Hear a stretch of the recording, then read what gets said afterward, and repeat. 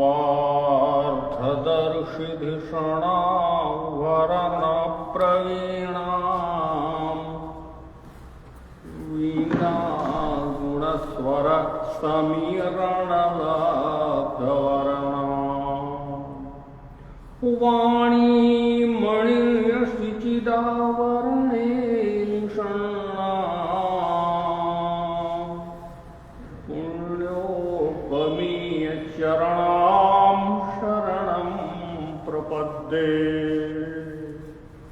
योऽन्तः प्रविश्य मम वाच्यमिमां प्रसुप्ताम् सञ्जीवयत्यखिलशक्तिधरः स्वधाम्ना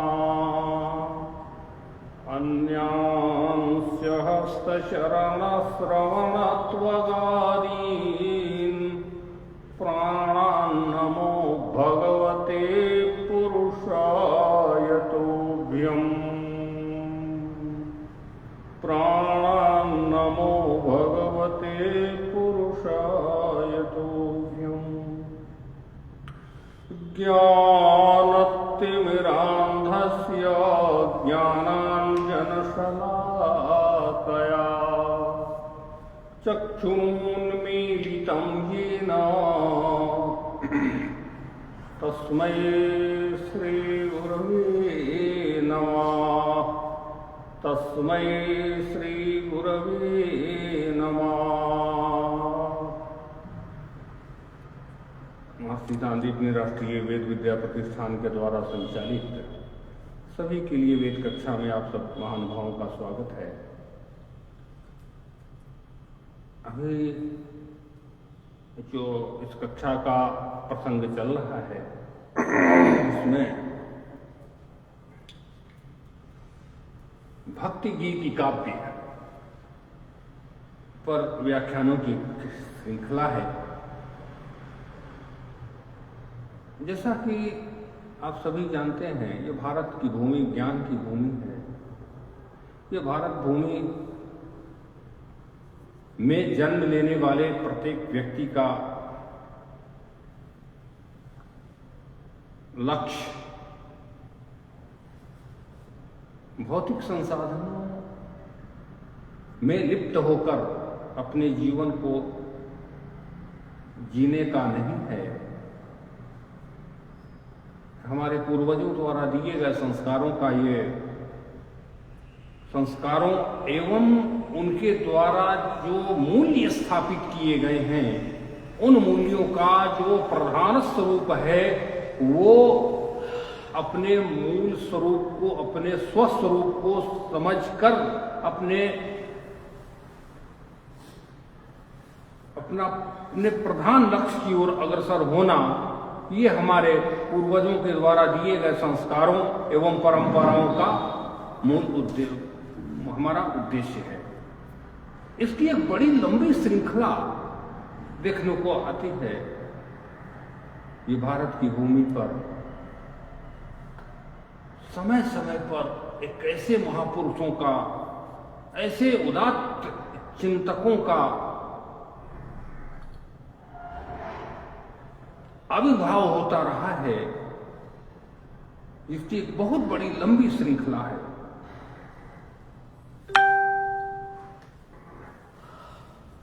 आज इसी श्रृंखला में एक ऐसे महापुरुष की चर्चा का स्मरण करने हम लोग जा रहे हैं, जिन्होंने पूरे भारत की जनमानस को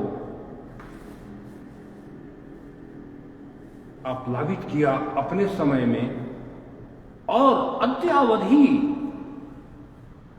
संपूर्ण भारत में के जनमानस में उनकी कीर्ति सबके हृदय को आप्लावित करती रहती है। अपने स्व को, अपने मूल स्वरूप को पहचानने की दिशा को प्रशस्त करती है और ज्ञान के का माध्यम तो अपना ही है। और रागात्मक रूप से आप सब जानते होंगे, एक बहुत बड़े महाकवि हुए हैं जिनका नाम है जयदेव। जयदेव जी की रचना है, बहुत प्रसिद्ध रचना है गीत गोविंद। गीत गोविंद के रचनाकार पूर्ण श्लोक जयदेव जी, वह 12वीं शताब्दी में उनका आविर्भाव होता है। इसमें थोड़ा मतभेद उड़ीसा और बंगाल में है। उड़ीसा के लोग कहते हैं कि वो हमारे यहाँ के हैं, बंगाल में जनश्रुति है कि नहीं वो हमारे यहाँ के हैं। बंगाल में एक नडिया नाम का जगह है बीरभूम जिले में, वहाँ उनका जन्म स्थान माना जाता है। क्योंकि कर्म क्षेत्र इनका अधिक उड़ीसा में रहा, इसलिए उड़ीसा के लोग मानते हैं कि हमारे यहाँ के हैं। अच्छी बात है। अपने यहाँ भी हम उज्जैन वाले लोग मानते हैं कि कालिदास उज्जैन के हैं।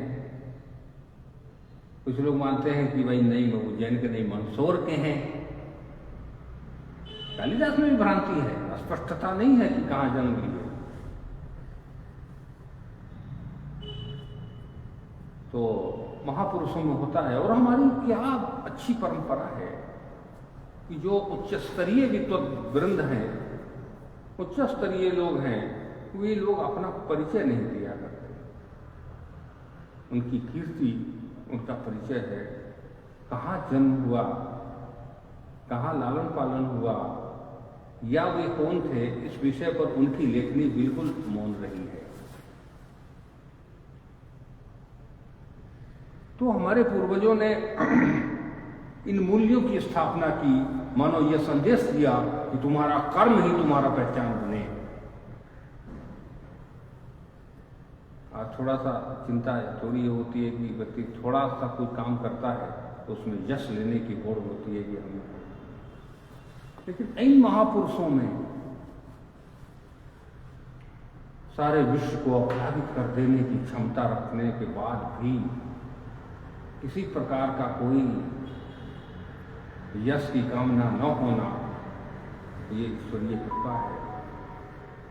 तो महाकवि जयदेव के विषय में ये कहा जाता है कि प्रारंभ में वे गांव-गांव में, यहां से उनकी शुरुआत होती है। बचपन से मेधा संपन्न भगवान श्री कृष्ण की ऐसी कृपा कि उनकी जो प्रेम लीलाएं हैं, जो ईश्वर जगत और जीव का जो अंतर संबंध है, इन संबंधों को वे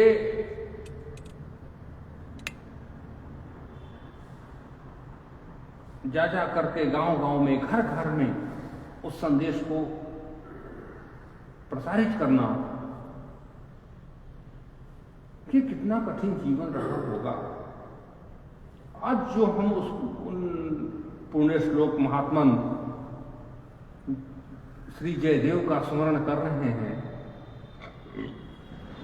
वे कोई ऐसे व्यक्ति नहीं थे जो देखा जाए कि बहुत समृद्ध हों, वो आगे पीछे 1000-500 लोगों के चल रहे हों। ऐसा नहीं था, बिल्कुल नहीं था। एक बहुत परम विपन्न और अपने हाथ में कुछ वाद्य यंत्र लिए और भगवान श्री कृष्ण की भक्ति में, भक्ति की रागात्मक स्वरूप में, छंदोबद्ध स्वरूप में वह छंद स्वयं रात्रि को लिखते थे और जा जाकर गांव में लोगों को सुनाना, अपने वाद्य यंत्रों के माध्यम से जहाँ जाते थे उनकी वाणी, उनकी कविता, उनकी भक्ति रस से सराबोर वो वाणी सबके हृदय को आप्लावित करती थी। इस प्रकार से गांव-गांव में, घर-घर में जा जा करके रात को लिखना और दिन में जाकर वो सबको सुनाना। पूरा बंगाल, पूरी उड़ीसा, सब जगह कर्म क्षेत्र था। जा करके सब जगह वो इन गीतों का प्रसारण करना। इतने उच्च कोटि के भक्त थे।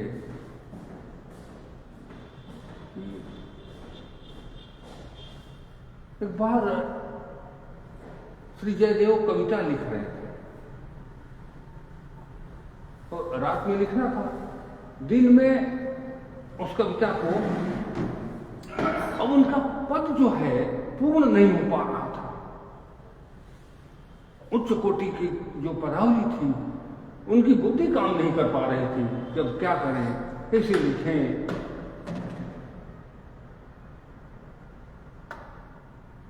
रात बीत गई। उस दिन बहुत व्यथित मन से जाते हैं गांव में, वो अपनी जयदेव अपनी कविता का प्रसार फिर करते हैं, लेकिन मन में वो पीड़ा थी कि वो पूर्ति कैसे होगी। ऐसी जनश्रुति है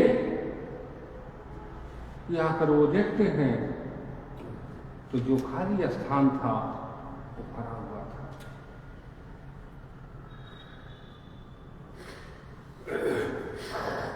वो खाली स्थान जो इनके बुद्धि में नहीं आ पा रही थी, वो नहीं लिख पा रहे थे, वो स्थान भरा हुआ था। उस दिन जयदेव भगवान जगन्नाथ के मंदिर में जाकर काफी विलाप करने लगे, रोने लगे कि प्रभु, इस अकिंचन के लिए आपने अपना समय निकाला और आप स्वयं प्रकट होकर के हमारी कविता को पूर्ण किया है। जयदेव की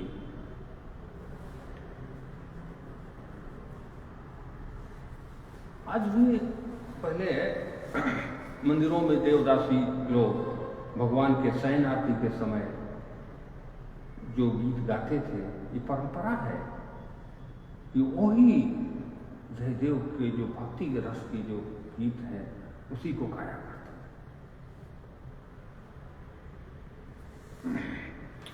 बाद में जब इनकी प्रसिद्धि बहुत अधिक हो गई तो फिर वहां के जो राजा थे, नडिया के जो राजा थे, उनका नाम था लक्ष्मण सेन। लक्ष्मण सेन जी के राज्य में 5 विद्वानों के वो थी, जैसे अपने आप वो थे ना राजा अपने विक्रमादित्य, तो उनके 9 रत्न थे, तो उनके राज्य में 5 रत्नों की व्यवस्था थी। तो उन 5 रत्नों में इनको रखा गया, जयदेव को।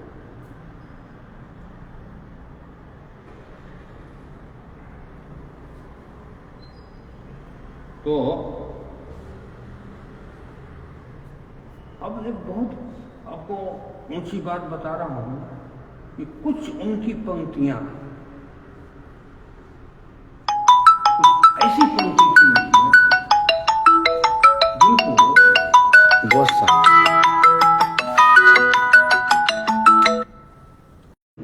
उन्होंने उनके कुछ चुनिंदे, कुछ चयनित किए हुए पंक्तियों को गुरु ग्रंथ साहिब में स्थान रखा है। ऐसे महापुरुष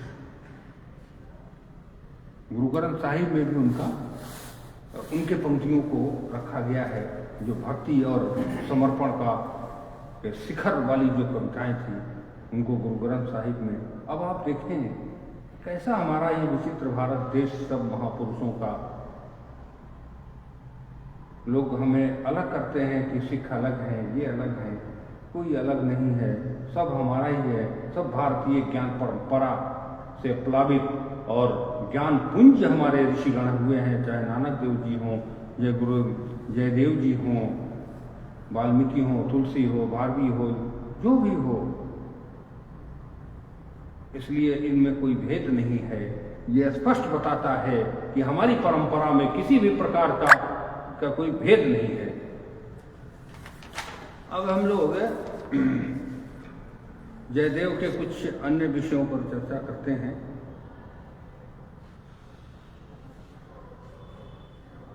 उनकी जो कविता है वो साहित्य की ऐसी अनुपम कीर्ति है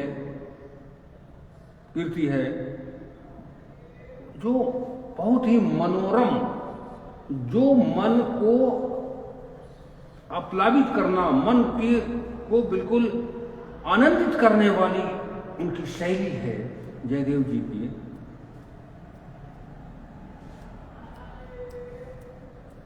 भावों की प्रणवता है, मधुर है, राग रागिणी से परिपूर्ण है, धार्मिक तात्पर्यता तथा मधुमय कोमल कांत पदावली है। बताइए, इतना विशेषण है उनकी कविताओं में।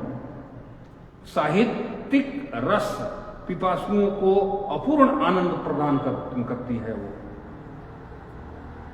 गीत गोविंद में श्री कृष्ण, गीत गोविंद का जो विषय है वो है भगवान श्री कृष्ण और राधा जी का जो अंतर प्रेम है, उस प्रेम पर आधारित वो है।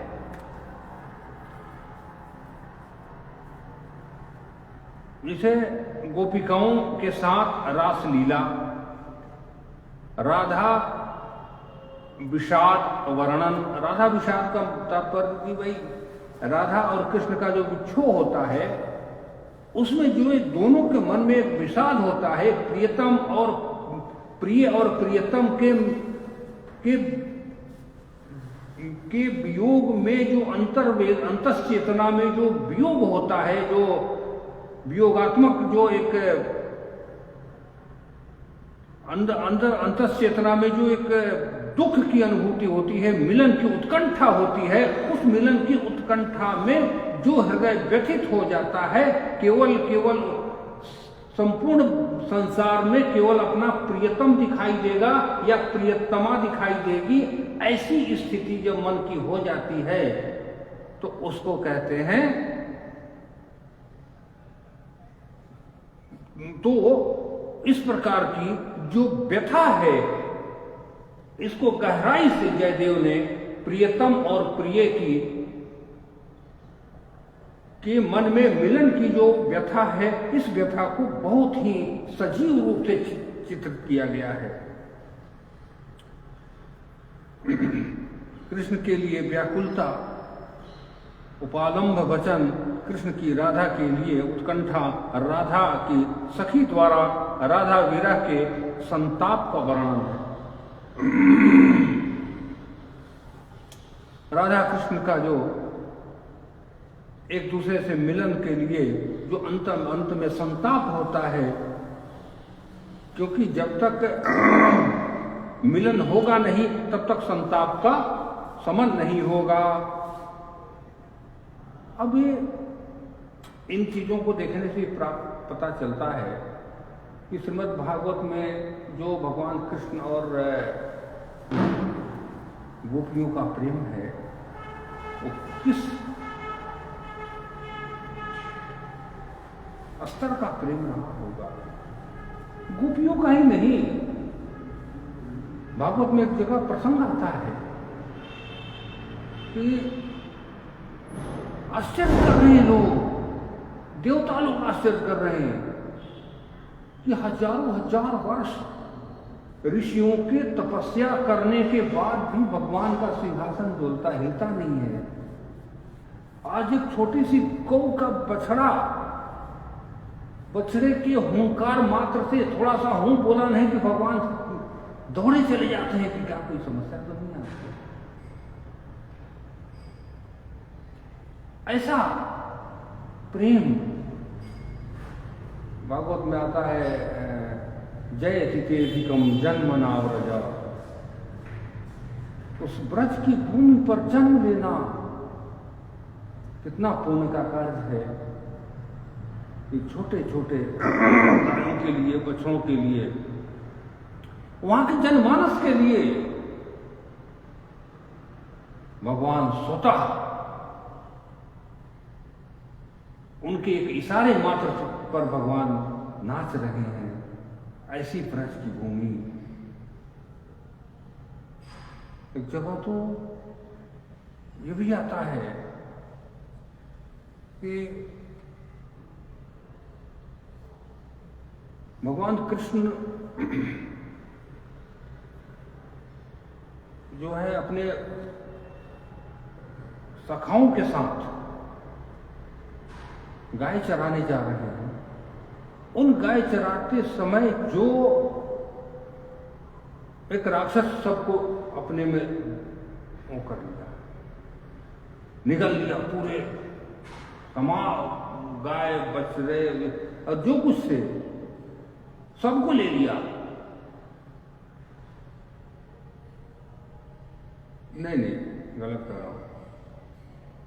ब्रह्मा जी ने सबको विलुप्त कर लिया। माया, भगवान श्री कृष्ण ने किसी को पता नहीं चलने दिया कि सब कहाँ गए।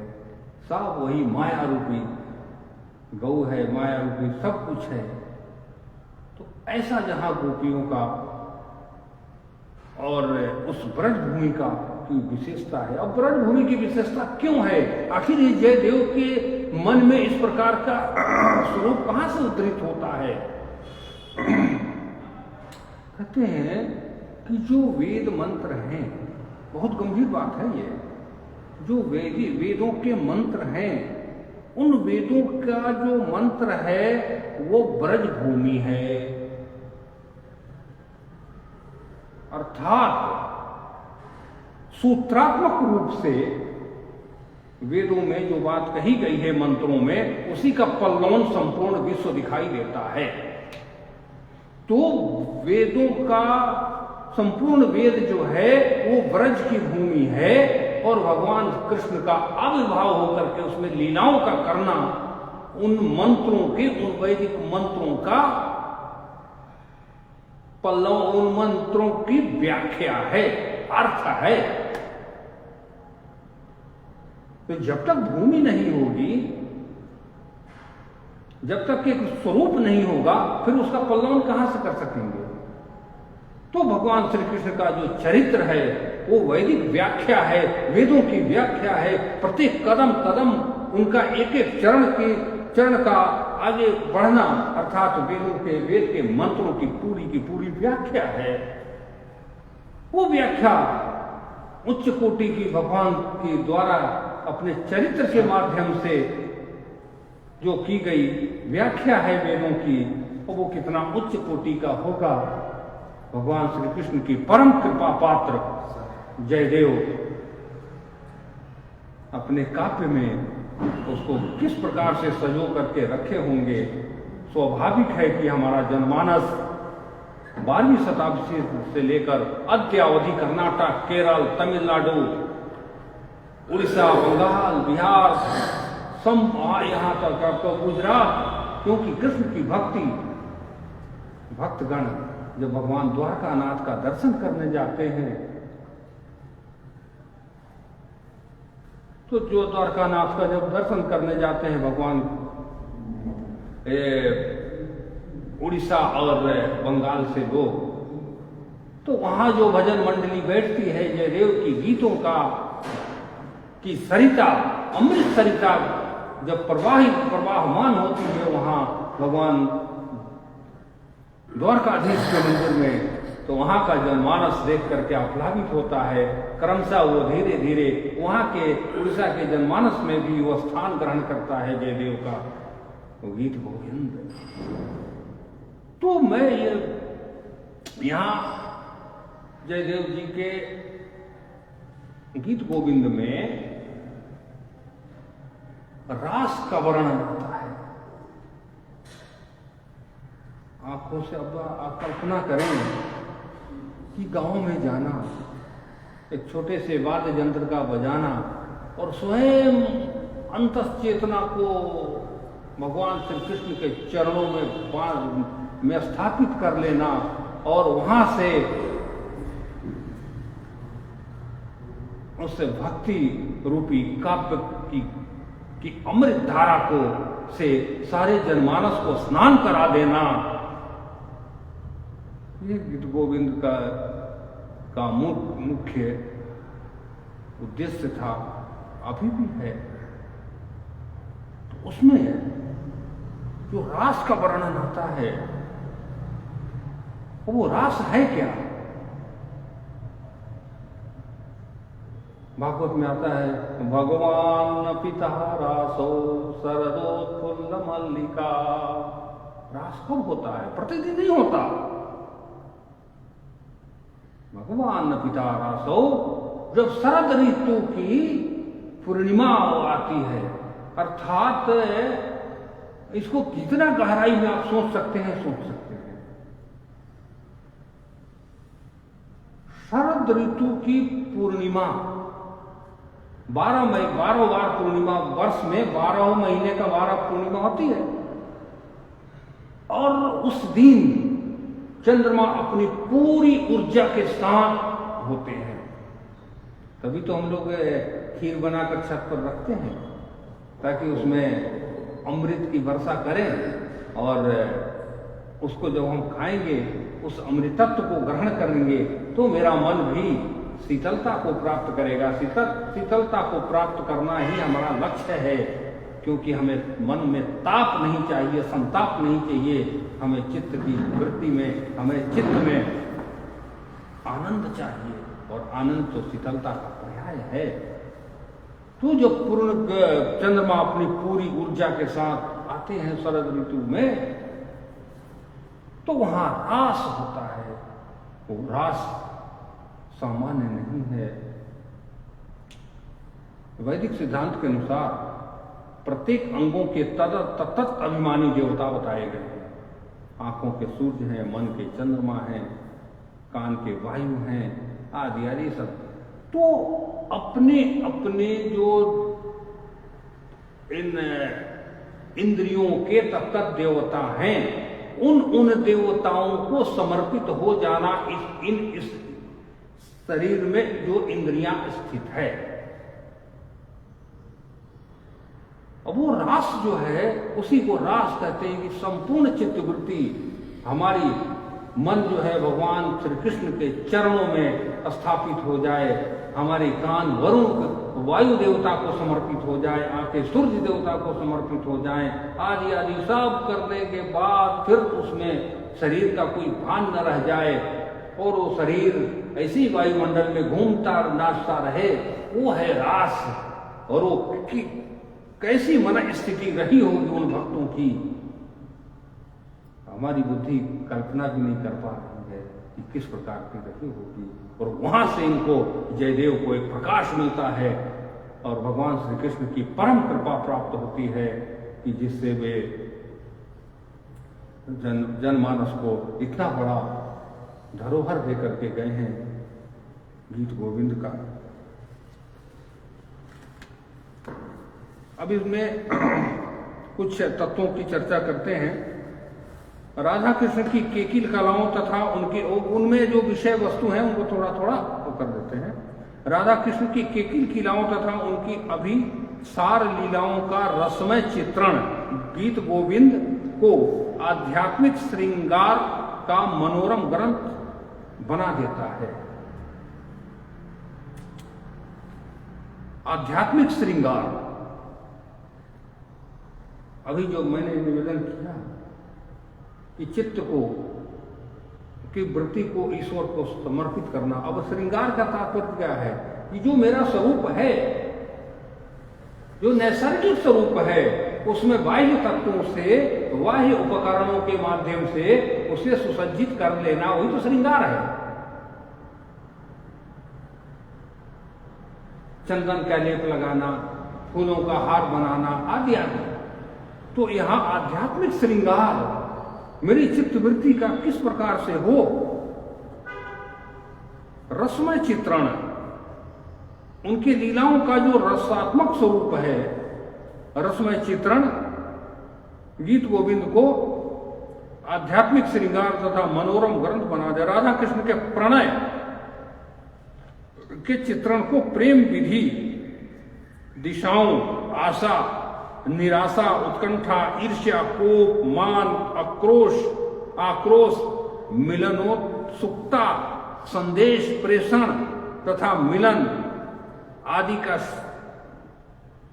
जैसा अनुभव करने वाला हृदयग्राही चित्रण इस काव्य में हुआ है, वैसा अन्यत्र ढूंढने पर नहीं प्राप्त होता। अब देखिए, साहित्य की दृष्टि से साहित्य का तात्पर्य यह है कि जो समाज में हो रहा है और समाज में होगा वही जो मन में जो अभिलाषा होगी, मन का संचरण जिस प्रकार से होगा उस प्रकार बाह्य स्वरूप दिखेगा, और जो बाह्य स्वरूप दिखेगा वही समाज का स्वरूप बनेगा, और वही समाज का स्वरूप बनेगा तो उसी से साहित्य अर्थात जो समाज का दर्पण जो समाज में हो रहा है वही साहित्य है। तो यहाँ कह रहे हैं कि साहित्य में क्या क्या चीजों का समावेश हुआ है। तो मानवीय चित्तवृत्ति जो है किसी कहीं प्रेम करती है, हम किसी से प्रेम करते हैं तो किन किन चीजों का समावेश होता है। आजकल प्रेम की परिभाषा कितना सीमित होकर के रह गई है, सबको विदित है। ये प्रेम की क्या उच्च कोटि की बात है, उसमें क्या क्या होता है। प्रेम में आशा होती है, निराशा भी होती है, आशा, निराशा, उत्कंठा, ईर्ष्या। अब मेरे प्रिय, अब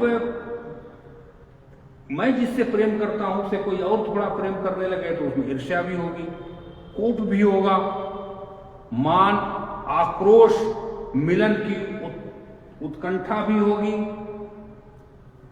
संदेश का प्रेषण होगा कि मैं ये चाहता हूं, वो उनको संदेश देंगे, वो उनको संदेश देंगे। यही तो होता है राधा कृष्ण के प्रेम में, यही तो है कि सब का सब कितना विस्तृत रूप से और कितना हृदयग्राही रूप से चित्रण प्राप्त होता है का मिलन आदि। ये सारी चीजें का, इन चीजों का जितना उच्च कोटि से वर्णन प्राप्त होता है पूर्ण श्लोक जयदेव के गीत गोविंद में, वो अन्यत्र प्राप्त नहीं हो पाता।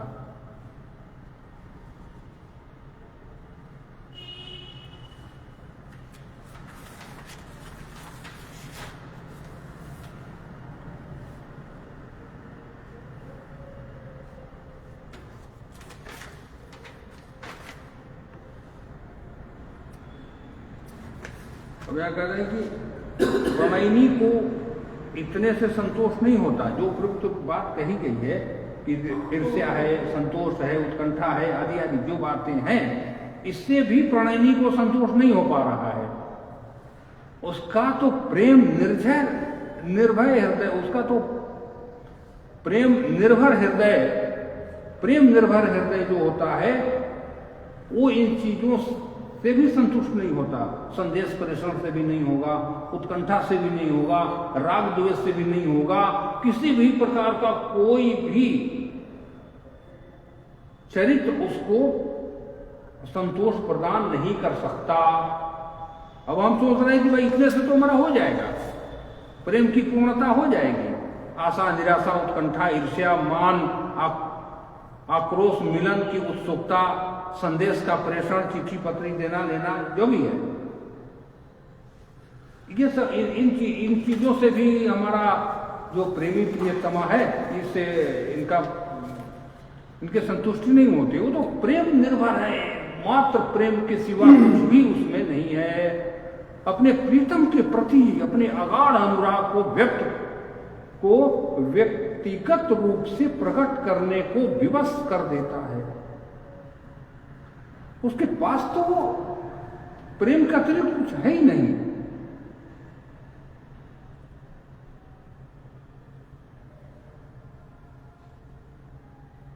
अब वो अपने प्रियतम को अपने प्रेम की इतनी उच्च कोटि, प्रेम निर्भर हृदय है उच्च कोटि का कि प्रियतम को प्रकट होने पर विवश कर देता है। ये सामान्य प्रेम नहीं है। यही पहले निवेदन आपसे किया, जो वेदों का जो व्रज भूमि है वो वैदिक भूमि, वेद की भूमि है, वो वेद है, और भगवान श्री कृष्ण का जो चरित्र है वो वेद की व्याख्या है। तो वेद की सामान्य रूप से व्याख्या करने के लिए किन किन चीजों की आवश्यकता होती है, किन व्याकरण को पढ़ो, प्रातिशाख्य को पढ़ो, पद पदार्थों का, फिर भी वो चीज नहीं आ पाती जो प्रेम के माध्यम से जो ईश्वर जो समर्पण के माध्यम से जो जिस स्वरूप का चित्रण में रहा हमारे हृदय में स्वतः उतर जाता हो।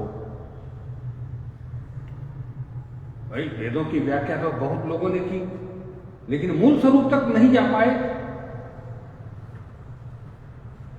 गोपियों का हृदय, वहां जन्मी गौओं का हृदय इतना प्रेममय है कि उस गूढ़ रहस्यों के, उस प्रेम तत्व को, उस प्रकृति के रहस्य को, उन ईश्वर के प्रेम को स्वतः उद्घाटित करता चला जाता है। वो प्रेम योग शक्ति है।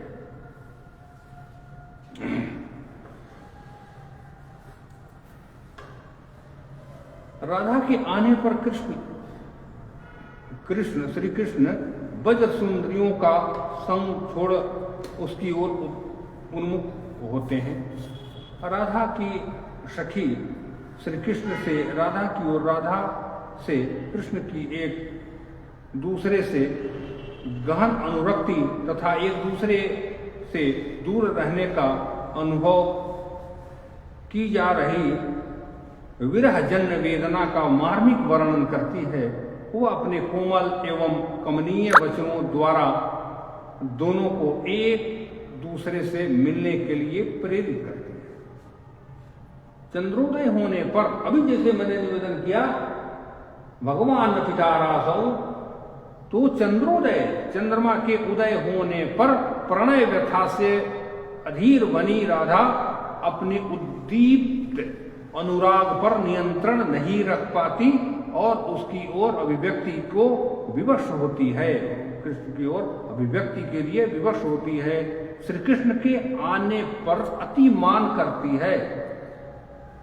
करती हुई राधा उपालंब से भरे वचनों के द्वारा अपने प्रति अपना रोष आक्रोश प्रकट करती, उनके प्रति रोष आक्रोश प्रकट करती है।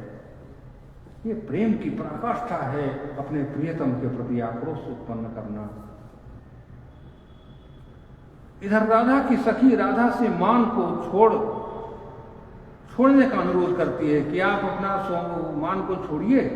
उधर स्वयं श्री कृष्ण राधा के रूप सौंदर्य का की प्रशंसा के ब्याज से उनकी चाटुकारिता करते हुए उनसे मान एवं अपने अनुरूप बनाने की चेष्टा करते हैं। अतः राधा का मान दूर हो जाता है और वो अपने कांत से मिलने को कदम कुंज में चली जाती है। आदि जो यहाँ वर्णन हो रहे हैं, ये सब गीत गोविंद के में पदों में आबद्ध हैं।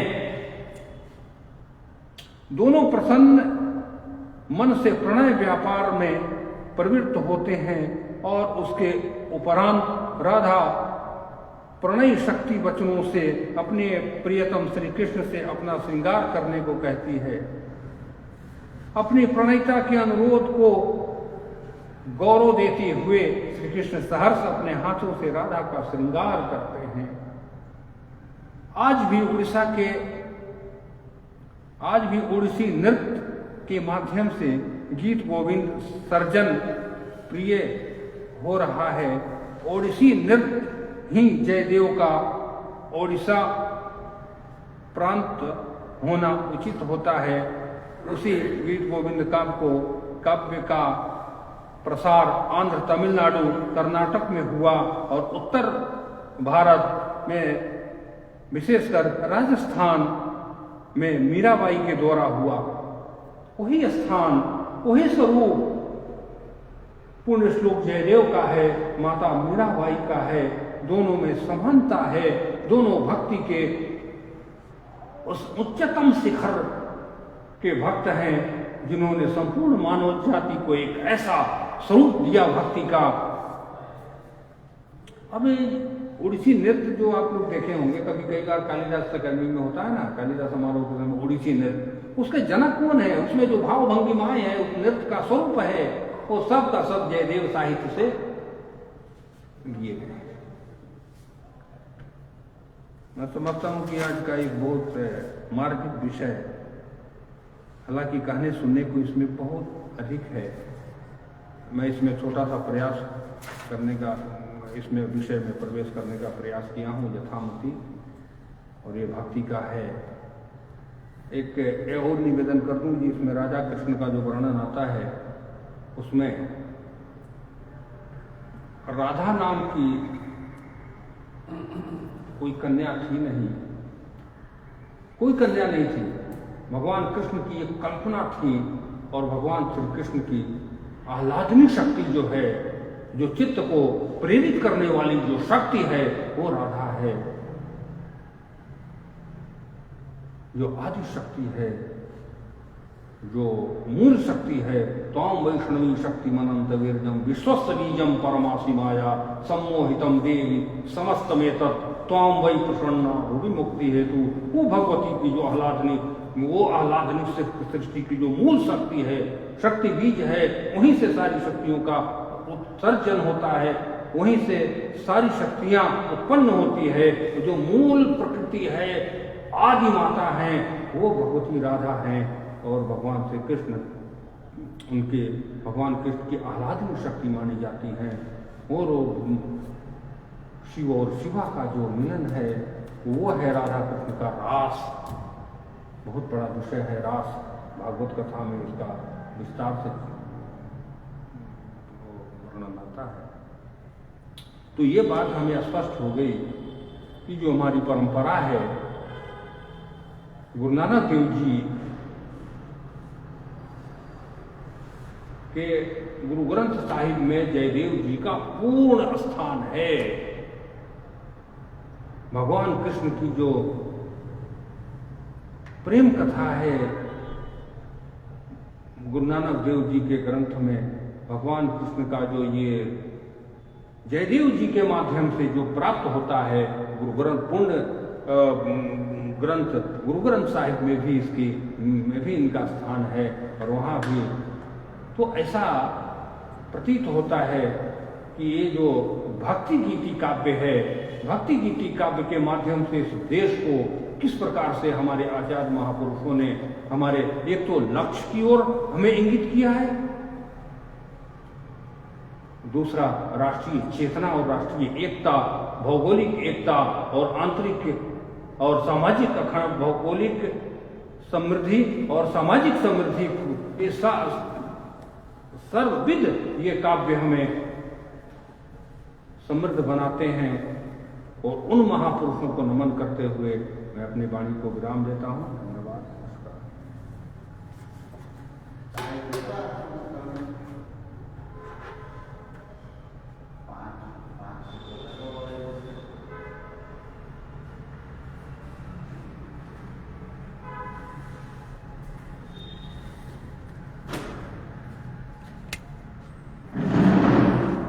आप पूरे इंडिया में चले गए इसके माध्यम से।